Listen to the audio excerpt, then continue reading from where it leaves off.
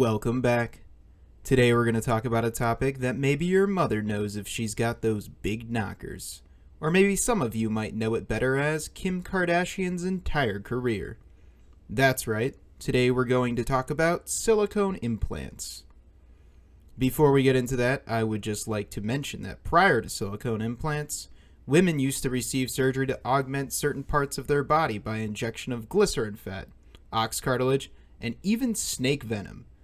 So all those silicone implants originally led to a lot of health complications. Something tells me that maybe injecting snake venom in the beginning was not entirely the best move, and we're probably a little better off. So continuing, what better way to start than with a little bit of history? The first implant was made in 1961 by Thomas Cronin and Frank Garreau. However, it wasn't actually implanted until 1962, and even then, it wasn't even considered anatomically correct until 1969. So there was this period between 1962 and 1969 where a bunch of people walked around looking something like this, with just like random nonsensical shapes hanging off their body. But apparently that didn't stop them from still opting in for experimental research. With the increasing of test subjects, the implants in 1969 were eventually covered with a polyurethane foam to hopefully reduce the risk of complications such as rupture. However, with the very minimal safety data between 1969 and 1992, there's not really too much known about any sort of implant-related complication, other than the fact that in the 80s a lot of people had to come and exchange their chicken cutlets for new ones.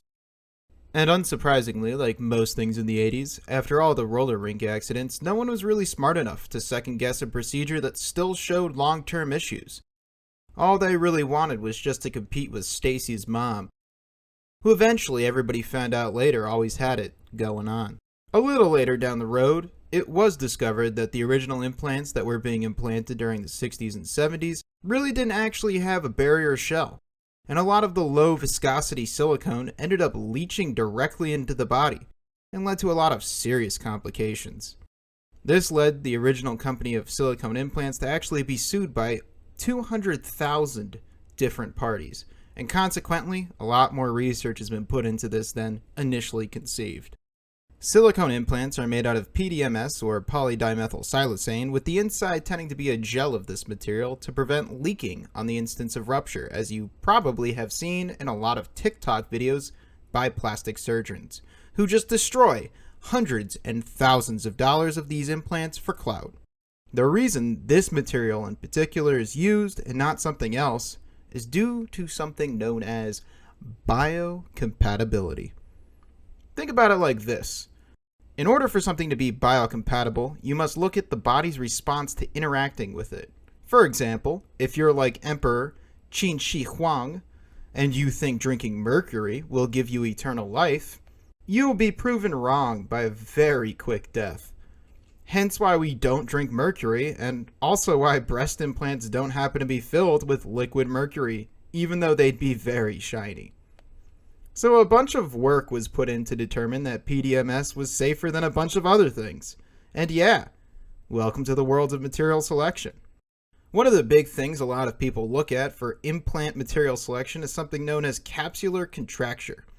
This is the body's response to a foreign body, and what it does is it basically just kills itself and forms very thick layers of scar tissue to isolate and eventually remove the foreign body. The less biocompatible the material, the thicker the layer. The more biocompatible, the thinner the layer. On top of the fact that this is a very important medical thing, if you are kind of just looking at plastic surgery as an aesthetic thing, the thicker this layer, the less jiggle, less bounce. And this tends to happen between about 15 to 45% of the time, as everyone's body is different. But let's be honest, who really cares if this usually unnecessary surgery can cause complications, because if it can improve the jiggle physics, it's golden. Now, if you're probably one of the many that clicked on this video to catch a glimpse of some sort of explicit content on YouTube, unfortunately, that's not my channel, and you should probably just Google search it directly, and not be such a pussy. However, if you learned something, as usual, please just click the like button so I can get a good tally of how many people actually have brains that watch this channel. If you didn't learn something, comment a question below if you can actually type. And if you can't, I'm not exactly sure how you got on YouTube in the first place. As always, have a great one, and maybe I'll see you again.